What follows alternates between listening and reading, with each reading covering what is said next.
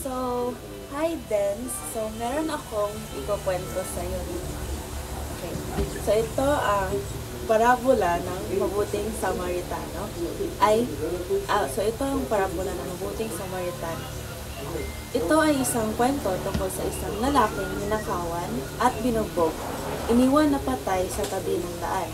Dumaan ang isang pari at isang levita. Ngunit, pareho silang hindi nag-abala sa lalaki. Gayunpaman, huminto ang isang Samaritan na itinuturing na kaaway ng mga Hudyo at tinutulungan ang lalaki. Binalutan niya ang mga sugat nito. Dinala siya sa isang tuluyan at binayaran ang kanyang pangangalaga.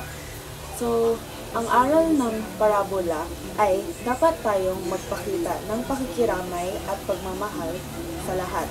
Anuman ang kanilang pinagmulan o paniniwala, dapat tayong handang tumulong sa mga nangangailangan, kahit na nangangahulugan ito ng paglabas sa ating paraan.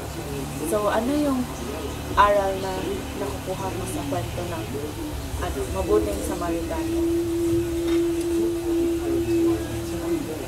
Kahit anong aral na...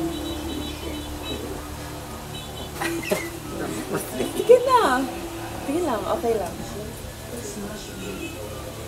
Like kahit di ba, tabangan niya tabangan niya ang taong magibugbog. The Good Samaritan.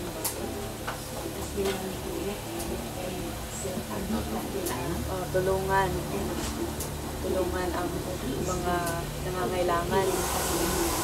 Diba? Okay na.